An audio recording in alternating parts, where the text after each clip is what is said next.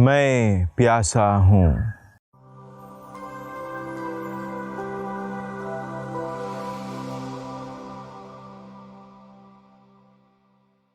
क्रिस्त में मेरे प्रिय भाइयों और बहनों, आज गुड फ्राइडे कहकर पूरे विश्व में यह दिन मनाया जाता है। गुड फ्राइडे या पुण्य शुक्रवार का दिन हम सबों को याद दिलाता है कि किस प्रकार ईश्वर ने अपना प्रेम सारी मनुष्य जाति के लिए प्रकट किया। इसलिए आज का दिन हम सबों के जीवन में एक महत्वपूर्ण दिन होना चाहिए, क्योंकि वह आज ही का दिन है जब स्वयं ईश्वर के पुत्र ने अपने आप को क्रूस पर बलि चढ़ा दिया। यूहन्ना का सुसमाचार 3 पद संख्या 16 में हम पढ़ते हैं कि ईश्वर ने संसार को इतना प्यार किया कि उसकी मुक्ति के लिए अपने इकलौते पुत्र को अर्पित कर दिया। पोप संत फ्रांसिस अपने एक वाक्य में कहते हैं कि ईश्वर का प्रेम और ईश्वर की दोस्ती कोई आँखों का धोखा नहीं है, लेकिन एक जीवित चिन्ह है। एक जीवित चिन्ह, एक गौरव का चिन्ह जो हम सबों के लिए एक प्रेरणा का स्रोत होना चाहिए। मेरे प्रिय भाई और बहनों, इसलिए जब हम क्रूस की ओर देखते हैं, क्या हम इसे देखकर हमें गर्व महसूस होता है कि हम प्रभु यीशु क्रिस्त के अनुयायी हैं? अगर हम एक गर्व महसूस होता है, इसका मतलब सचमुच में हमने ईश्वर के प्रेम को अपने जीवन में अनुभव किया है। यूहन्ना का सुसमाचार अध्याय 12 पद संख्या 32 में हम लोग पढ़ते हैं, प्रभु कहते हैं कि जब मैं पृथ्वी पर से उठा लिया जाऊंगा तो कई सारे लोगों को अपनी ओर आकर्षित करूंगा। और कई सारे लोग, मेरे प्रिय भाई बहनों, इसी क्रूस की प्रेरणा पाकर आकर्षित हुए हैं, ईश्वर की ओर आकर्षित हुए हैं। पर क्या मैं और आप इस क्रूस को देखकर आकर्षित होते हैं? क्या यह क्रूस मेरे मन में उस ईश्वर के प्रेम को समझने की, उसका पालन करने की प्रेरणा देता है? यूहन्ना का सुसमाचार अध्याय 15 पद संख्या 15 में वचन कहता है कि मैं अब से तुम्हें सेवक नहीं मित्र कहता हूँ। मेरे प्रिय भाइयों बहनों, प्रभु यीशु ने हमें अपना मित्र बनाया, दोस्त बनाया और दोस्त होने का कर्तव्य भी पूरा किया। और दोस्त होने का कर्तव्य प्रभु ने क्रूस पर अपनी प्राण देकर पूरा किया। यूहन्ना का सुसमाचार अध्याय 15 पद संख्या 13 में पढ़ते हैं, इससे बड़ा कोई प्रेम नहीं कि कोई अपने मित्र के लिए अपने प्राण गंवा दे।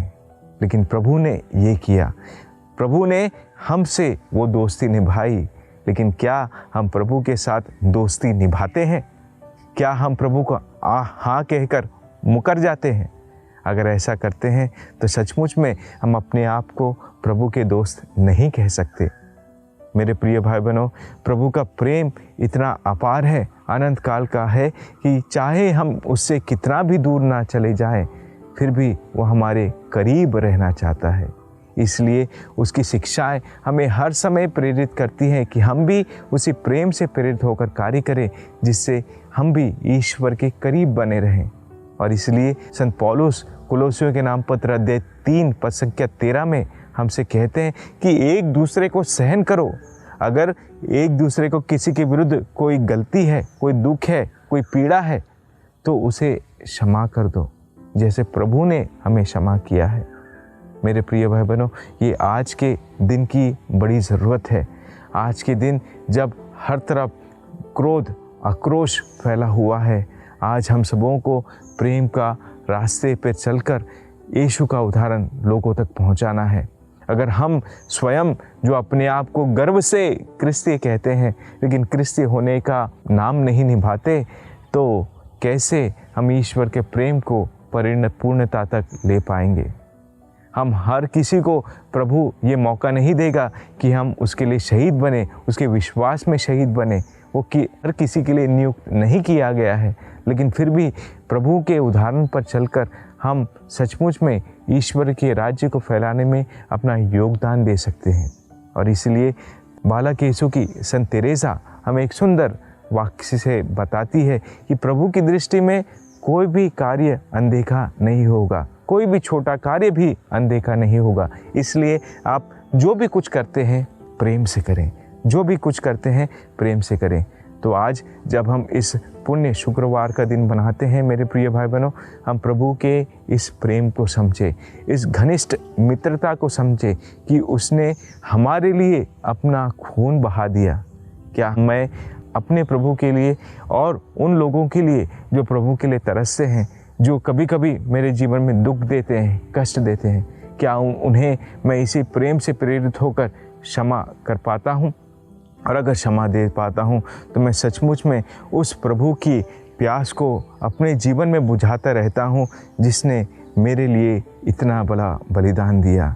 तो आज के दिन मेरे प्रिय भाई और बहनों, जब हम प्रभु के क्रूस पर मरण की याद करते हैं, आइए हम प्रभु के इस घनिष्ठ प्रेम को समझें और उसे अपने जीवन में पालन करें। आमीन।